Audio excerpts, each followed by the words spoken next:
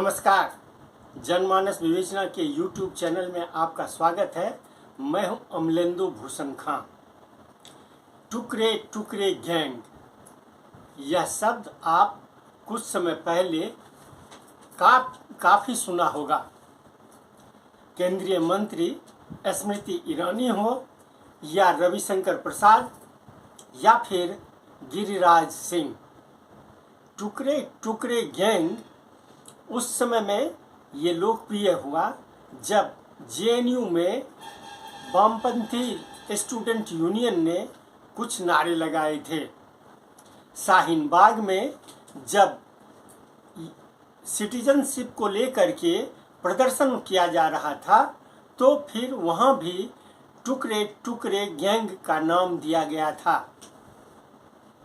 लेकिन आज जो टुकड़े टुकड़े गैंग है वो उसका रूप बदल गया है। आप जानते हैं जो बीजेपी और कांग्रेस खास करके यूपीए और एनडीए में शक्ति परीक्षण हो रहा है। किस पार्टी में कितने दल, किस संगठन में कितने दल जुड़ने जा रहे हैं। एक तरफ बेंगलुरु में जहां 26 दलों का सम्मेलन हो रहा है, वहीं दिल्ली में 38 दलों के सम्मेलन की संभावना व्यक्त की जा रही है, या ये कहें कि दावेदारी की जा रही है बीजेपी के द्वारा।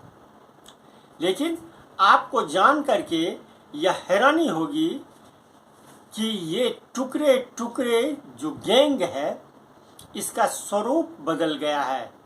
अभी बेंगलुरु में जो सम्मेलन हो रहा है वो कह रहा है 26 गुलदस्ते हैं, तो कोई कह रहा है 38 गुलदस्ते हैं। लेकिन हकीकत यह है कि टुकड़े टुकड़े जो हुए हैं उस पे हम आज बात करेंगे। अभी एनसीपी का 2 फाड़ हुआ है।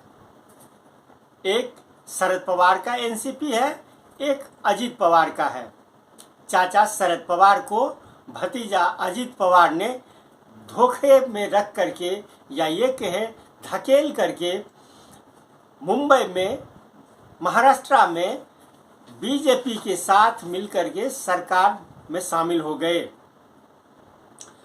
बीजेपी ने, या ये कहें जो एकनाथ शिंदे, जिसमें एकनाथ शिंदे जो है वो शिवसेना के एक धड़े का है, उनकी सरकार में अजीत पवार को डिप्टी सीएम का पद दिया गया है और उनके एक साथी प्रफुल्ल पटेल को मंत्री बनाया गया है। साथ ही छगन भुजबल को भी, जो कि शरद पवार के खासे आदमी थे, उनको भी मंत्री बनाया गया है। यानी इस जुलाई माह में ही एनसीपी को बीजेपी ने 2 फाड़ कर दिया। अब एनसीपी का महाराष्ट्र में जो पकड़ है वो बहुत मजबूत है। यानी शरद पवार की जो पार्टी है एनसीपी, उसकी पकड़ बहुत मजबूत है। इसलिए बीजेपी नहीं चाहती थी जो एनसीपी एक मजबूत पार्टी के रूप में सस्टेन करे। इसलिए बीजेपी ने उस एनसीपी का 2 फाड़ करा दिया और सत्ता में अपना ये वर्चस्व कायम कर लिया। अब हम चर्चा करेंगे महाराष्ट्र की ही दूसरी पार्टी शिवसेना की। शिवसेना 35 साल तक बीजेपी के साथ दोस्ती निभा रही थी। ये बाला साहब ठाकरे और प्रमोद महाजन के समय से दोस्ती चली आ रही थी। लेकिन पिछले कुछ समय में ही शिवसेना और बीजेपी के बीच टकराव हुआ और दोनों अलग अलग रास्ते पर निकल गए। बीजेपी जहां सत्ता से बाहर हो गई, वहीं शिवसेना सत्ता में आ गई। उद्धव ठाकरे मुख्यमंत्री बन गए और बीजेपी सत्ता से बाहर हो गई। लेकिन बीजेपी शांत बैठने वाली नहीं थी। बीजेपी ने शिवसेना को भी दो फाड़ में कर दिया। एक 2022 में शिवसेना दो टुकड़े में विभक्त हो गई। एक धारा चला गया उद्धव ठाकरे के साथ और एक धारा चला गया एकनाथ शिंदे के साथ। शिंदे को बीजेपी ने यहां गेम खेला और शिंदे को महाराष्ट्र का मुख्यमंत्री बना दिया गया। महाराष्ट्र के मुख्यमंत्री बनने के साथ ही शिवसेना के जो ज़्यादातर विधायक थे या जो भी कहे, अभी तक वो निर्णय नहीं हो पाया है जो कितने विधायक हैं इनके साथ। शिवसेना वहाँ पे सत्ता में आ गई और मुख्यमंत्री एकनाथ शिंदे बन गए। उद्धव ठाकरे महाअघाड़ी जो है उसमें अभी तक बैठे हुए हैं। यानी बीजेपी महाराष्ट्र में दो पार्टी को बहुत ही बुरी तरह से कमजोर करने का प्रयास की है। अब तो ये आने वाले विधानसभा चुनाव या लोकसभा चुनाव में पता चलेगा जो कौन कितना मजबूत है और कौन कितना कमजोर है। एनसीपी अजित पवार मजबूत है या शरद पवार उद्धव ठाकरे शिवसेना में मजबूत हैं या एकनाथ शिंदे, ये समय बताएगा। अब हम चर्चा करते हैं थोड़ा बिहार की। बिहार में एलजेपी रामविलास पासवान एलजेपी के सर्वोसर्वा थे और वो केंद्र सरकार में मंत्री थे। एलजेपी के 6 सांसद थे बिहार से और रामविलास पासवान केंद्रीय मंत्री थे। लेकिन उनकी जब मौत हो गई तो फिर बीजेपी वहाँ भी शांत नहीं रही। एलजेपी को दो टुकड़े में बांट दी। एक धारा पशुपति कुमार पारस के साथ और दूसरा चिराग पासवान के साथ। अब वहाँ पर स्थिति यह है कि चिराग पासवान और पशुपति कुमार पारस के बीच अब लड़ाई नई रूप में सामने आ रही है। चिराग पासवान कहते हैं जो पशुपति पारस को मंत्रिमंडल से हटा दिया जाए और मुझे शामिल किया जाए। साथ ही हाजीपुर की जो सीट है, लोकसभा की सीट है, वो चिराग पासवान को दिया जाए। वो चिराग पासवान वहाँ से चुनाव लड़ेंगे। लेकिन पशुपति कुमार पारस कहते हैं ऐसा कभी नहीं होगा। अब हालांकि 5 सांसद पशुपति कुमार पारस के साथ हैं, एकमात्र चिराग पासवान सांसद हैं अपने। एक सांसद रहने के बावजूद भी चिराग पासवान के साथ उनके पिता रामविलास पासवान का वो एक ठप्पा है। उस ठप्पे का इस्तेमाल बीजेपी करना चाहती है। बीजेपी चाहती है क्योंकि ये सब जानते हैं जो चिराग पासवान काफ़ी सक्रिय हैं और विधानसभा चुनाव जो बिहार का हुआ था उसमें जदयू को, नीतीश कुमार को चिराग पासवान धूल चटाने का प्रयास किया था।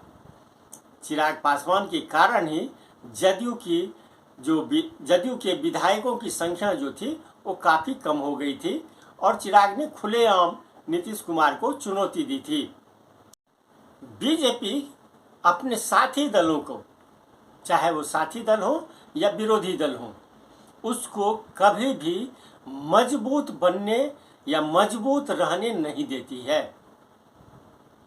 आप हरियाणा को याद कीजिए, जहाँ से ओम प्रकाश चौटाला जैसे जमीनी नेता, जाट नेता, वो भी बीजेपी के चक्रव्यूह से बच नहीं पाए। ओम प्रकाश चौटाला 1998 से बीजेपी के साथ यानी अटल बिहारी वाजपेयी के साथ थे और वो कुछ समय पहले तक, कुछ सालों तक बने हुए थे। लेकिन ओम प्रकाश चौटाला घोटाले के आरोप में जेल चले गए उनका एक बेटा भी जेल चला गया, लेकिन पोता दुष्यंत चौटाला 2018 में गोहाना के रैली में, दिसंबर 2018 के गोहाना रैली में अपने दादा और पिता या चाचा को दरकिनार करते हुए नई पार्टी का गठन कर लिया, जिसे जननायक जनता पार्टी का नाम दुष्यंत चौटाला ने दिया। और 2 विधानसभा चुनाव में जेजेपी को काफ़ी अच्छी सीटें मिली। जब बीजेपी पूर्ण बहुमत में हरियाणा में वापसी नहीं की, सत्ता में वापसी नहीं की, तो जेजेपी का साथ पाने के लिए दुष्यंत चौटाला को उप मुख्यमंत्री का एक टुकड़ा फेंका और वो सटीक बैठा। दुष्यंत चौटाला आज हरियाणा में उप मुख्यमंत्री के पद पर आसीन हैं। और लेकिन बीजेपी ओम प्रकाश चौटाला के इंडियन नेशनल लोक दल को नेस्त नाबूद कर दिया। इंडियन नेशनल लोक दल की विधायकों की संख्या जो है वो बेहद कम है, सांसदों की संख्या तो है ही नहीं। तो ये है बीजेपी की रणनीति। बीजेपी अपने साथी या विपक्षी जो भी है उस पार्टी को कभी भी मजबूत नहीं होने देती है, यानी टुकड़े टुकड़े में उसको करके अपना सत्ता का जो समीकरण है उसको मजबूत बनाने में कोई कोर कसर नहीं छोड़ती है। अब हम जनता दल की बात करते हैं। जनता दल की बात करें तो 1990 से 12 बार जनता दल टूट चुकी है। जनता दल जो है उसी टूटन के कारण जनता दल यू, जनता दल एस, जनता दल कई तरह के संगठन बन गए, पार्टियां बन गई। एक शरद यादव का तो एक नीतीश कुमार का। बिहार में आप जानते हैं जनता दल यू जो है वो नीतीश कुमार के अधीन है, यानी नीतीश कुमार उसके सर्वोसर्वा है। और बिहार में जनता दल यू यानी नीतीश कुमार के साथ बीजेपी लगभग 1.5 दशक तक शासन में जमी रही।